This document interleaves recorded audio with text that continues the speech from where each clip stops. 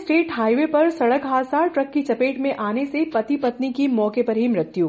Ujjain Jaora state highway number 17 पर truck की चपेट में आने से एक बुजुर्ग दंपत्ति की मौके पर ही मृत्यु हो गई। नागदा और बिरलाग्राम पुलिस ने मौके पर पहुंचकर स्थिति को संभाला। Ujjain Jaora state highway number 17 पर गुरुवार की दोपहर एक भीषण सड़क हादसे में एक बुजुर्ग दंपत्ति की मौके पर ही मृत्यु हो गई। प्रत्यक्षदर्शियों के अनुसार ट्रक क्रमांक MP 13E2135 उन्हेल से नागदा की ओर आ रहा था। इसी दौरान बाइक सवार निवासी राजोटा बदनावर जगदीश बोबरा उम्र 59 वर्ष व पत्नी मांगूबाई उम्र 55 वर्ष ने ट्रक को ओवरटेक करने का प्रयास किया।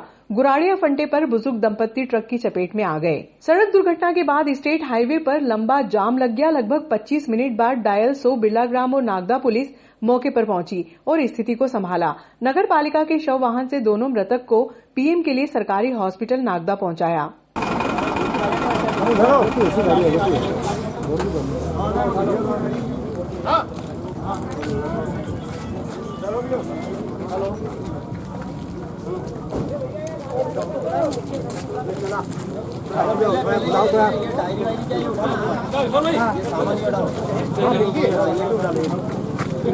कंबल में करके करो प्रोडक्ट दो, इसको प्रोडक्ट दो। ठीक है सब ठीक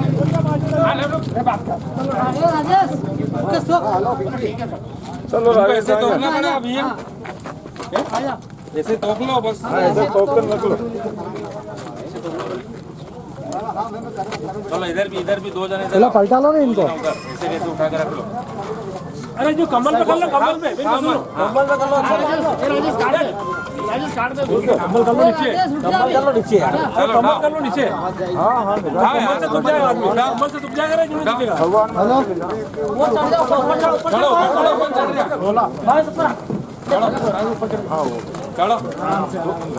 चढ़ो चढ़ो नीचे आराम चलने में आराम से। वो कागज गिर गया कोई, उसको कर लो। वो उसको भी लिया राजेश है ना। वो तो कंबल नहीं लेना पड़ेगा, वो कंबल नीचे करना पड़ेगा। जगदीश और मांगूबाई बाइक पर सवार होकर नागदा के पाल्या रोड पर अपने परिजन के यहां सूरज पूजा के कार्यक्रम में शामिल होने के लिए जा रहे थे कि सड़क हादसे का शिकार हो गए। से लेके वहाँ जावरा तक रूट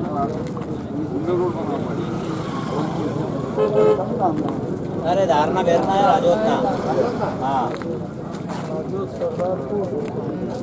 पैसे ले रही। हाँ वो भैया है आ गए, इधर का कार्यक्रम है।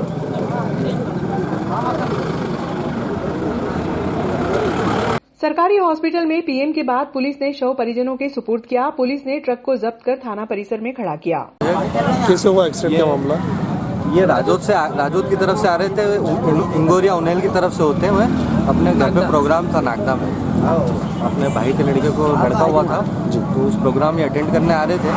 तो आते हुए इनका इस साइड से आ रहे थे और इधर से इनका ये टेम्पर आ रहा था, तो उसमें दोनों का कोलाइड होगा और ये यहाँ पे इनका क्या नाम है इनका? क्या नाम है जिनकी?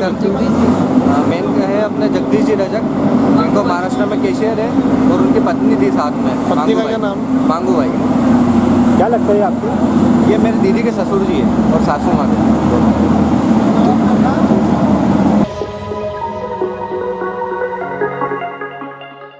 भारतीय जनता पार्टी भगवान राम के नारे तो लगाती है, लेकिन सीता माता को भूल जाती है। लेकिन क्या सीता के बिना राम अधूरे नहीं है? इसलिए जय सिया राम बोलो। उक्त बात राज्यसभा सांसद दिग्विजय सिंह ने कांग्रेस कार्यकर्ताओं को संबोधित करते हुए कही। बुधवार को स्थानीय खेड़ापति हनुमान मंदिर पर भूमि पूजन के कार्यक्रम में राज्यसभा सांसद दिग्विजय सिंह, कांग्रेस विधायक कांतिलाल भूरिया आदि शामिल होने के लिए पहुंचे। जहां सांसद निधि से 5 लाख रुपए 3 शेड के लिए दिए गए, वहीं स्थानीय विधायक मनोज चावला ने 5 लाख की घोषणा की। वहीं कांग्रेस मिलन समारोह का आयोजन किया गया, जिसमें सैकड़ों कार्यकर्ता उपस्थित हुए।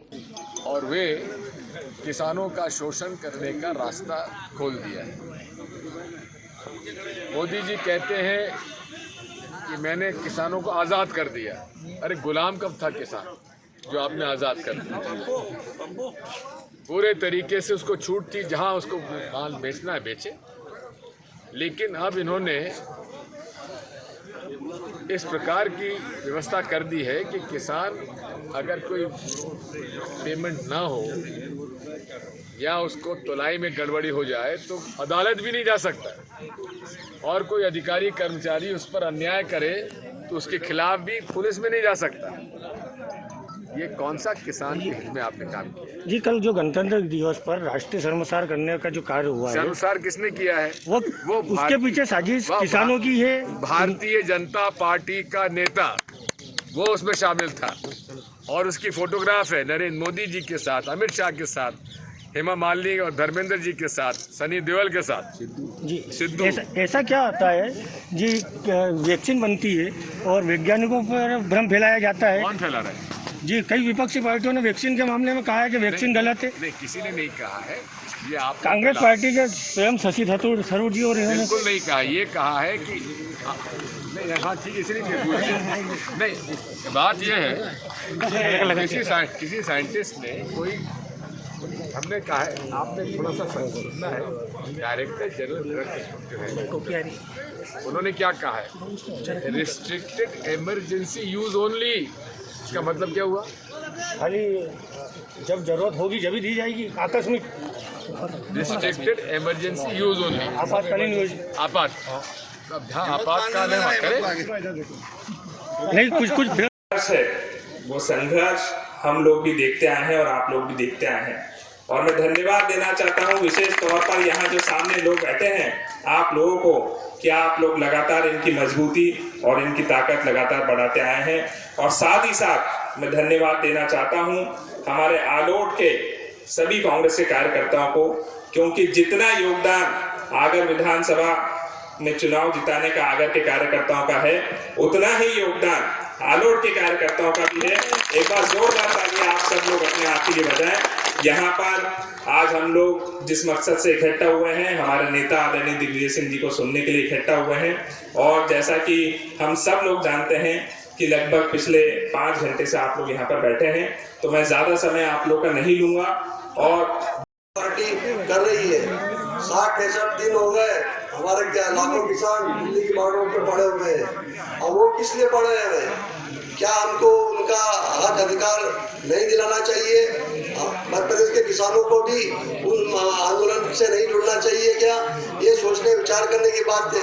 वो लड़ाई लड़ रहे हैं, सिर्फ आप किसानों की लड़ाई लड़ रहे हो। कांग्रेस पार्टी उस किसान आंदोलन का पूर्ण रूप से ताकत के साथ समर्थन कर रही है।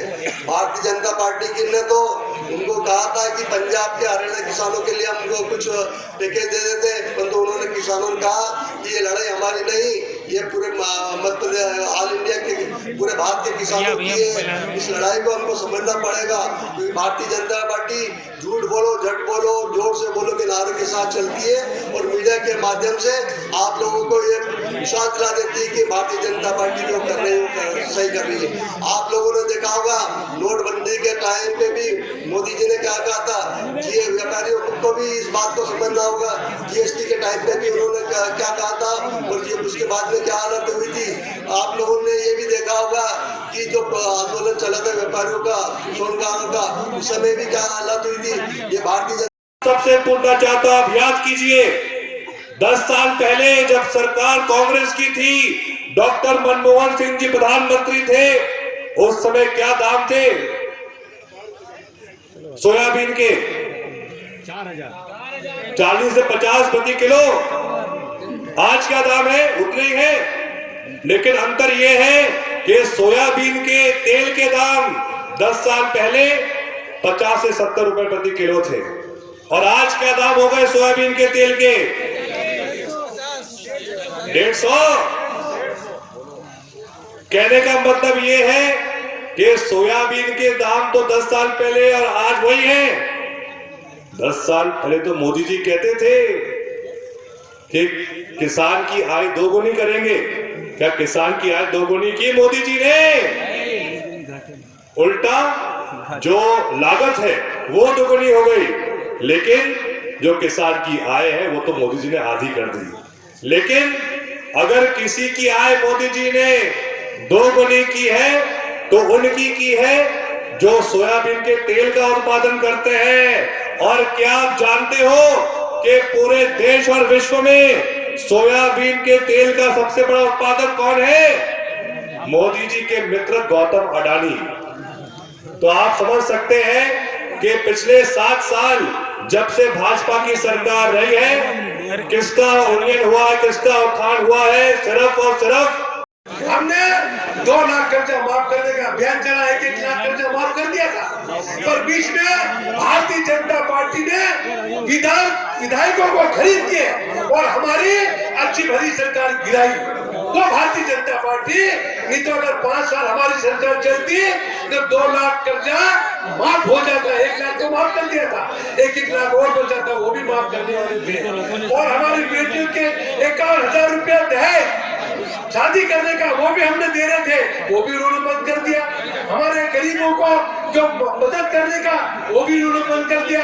तो वो भारतीय जनता पार्टी ने हमारे किसानों के साथ धोखा किया है। तो साथियों, आप इस बात को समझे, कांग्रेस पार्टी आपकी हितैषी पार्टी रही है, सरकार बनी है, पर ये भारतीय जनता पार्टी, ये शिवराज 15 साल से 1 रुपया माफ नहीं किया और फिर से सरकार में बन गए। वो कहता है किसान मेरा भगवान है, मैं उसका पुजारी हूँ। वो ऐसा कैसा भगवान, वो पुजारी की सारी प्रसाद खा गया, सारी प्रसाद खा गया। तो ऐसी हालत करने वाले लोग कभी कांग्रेस अपने देश का प्रदेश का भला नहीं कर सकते। तो साथियों, आप लोग सभी इस बात को जानते हैं, आने वाले समय में आप कांग्रेस को मदद करें और हमारे खेड़ापति हनुमान जी के दरबार में नमन करते हुए उनके दरबार में जितने लोग आए हैं, तो हम सबका हमारा हनुमान जी को मदद करें और आने वाले समय कांग्रेस पार्टी की सरकार बने, ये आप लोगों से होगा तो मजदूरों का भी नुकसान देंगे और मजदूरों का काम भी ठप कर देंगे। बड़ी आशीर्वाद दिया था कि जा तू चुनाव जीत के आना, तेरा टिकट तय हो गया। तो राय साहब, आलोट की जनता की ओर से आपका बहुत बहुत साधुवाद, बहुत बहुत धन्यवाद कि आपने मुझे उम्मीदवार बनाया और मैं आपके सामने साथियों के साथ लगातार दिन रात मेहनत करके काम कर रहा हूँ। आने वाला जो समय है तो जनपद पंचायत, ग्राम पंचायत और नगर पंचायत के चुनाव है। साथियों, हम सबको चुनाव मिलकर लड़ना है और डट के भारतीय जनता पार्टी का मुकाबला करना है। लगातार आपको पता है कि किस तरह से अधिकारीगण भारतीय जनता पार्टी सरकार के गुलाम होकर उनके कहे अनुसार काम कर रहे हैं, कार्यकर्ताओं को परेशान कर रहे हैं और हम भी उनसे डट के मुकाबला। और राहुल गांधी जी के नेतृत्व में इन लोगों ने थाली और ताली तो बजवा ली, लेकिन उससे कोई समस्या का हल नहीं हुआ। अब आपके नेतृत्व में किसान भाइयों के लिए हम सब लोग लाठी बजाने के लिए तैयार है। आदरणीय राजा साहब, आपके नेतृत्व में इन भारतीय जनता पार्टी और इन किसान विरोधी लोगों के खिलाफ दमदारी से लाठी बजाएंगे और किसान भाइयों को न्याय दिलाएंगे। मैं यही बात कहना चाहता हूँ। सभी साथियों का बहुत बहुत स्वागत। आदरणीय राजा साहब को सुनना है और हमारे वरिष्ठ विधायक को सुनना है। मैं पुनः आप सब लोगों का स्वागत। हर साल के अनुसार इस साल भी नगर में भव्य व विशाल तिरंगा यात्रा वाहन रैली के साथ निकाली गई, जिसमें भाजपा कार्यकर्ताओं के साथ पूर्व भाजपा विधायक जितेंद्र गहलोत व भाजपा युवा मोर्चा प्रदेश महामंत्री जेपी झाला व दिलीप सिंह डोडिया भी शामिल हुए।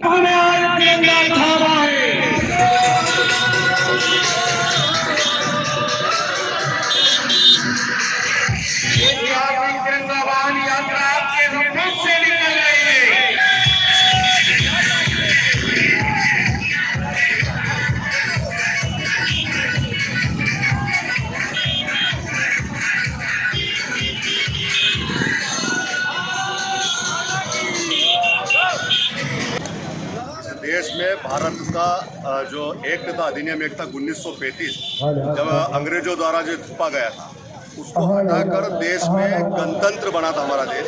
और इसलिए कानून की ताकत इस देशवासियों को मिली थी। उस उपलक्ष्य में आज के यहाँ आलोट के युवा वर्ग ने ये जो तिरंगा यात्रा निकालकर देश की एकता और अखंडता का मिसाल कायम करने का को देखते हुए उनको नमन करता हूँ। 26 जनवरी गणतंत्र दिवस की सभी को बहुत बहुत शुभकामनाएं। आज के हमारे तिरंगा यात्रा की समापन रैली में हमारे प्रदेश के युवा मोर्चा के महामंत्री केपी झाला साहब इस रैली का करता हूँ। युवा करुणाएं आज के इस तिरंगा वाहन यात्रा के समापन के अवसर पर मैं आमंत्रित करता हूं आलोक नगर की युवा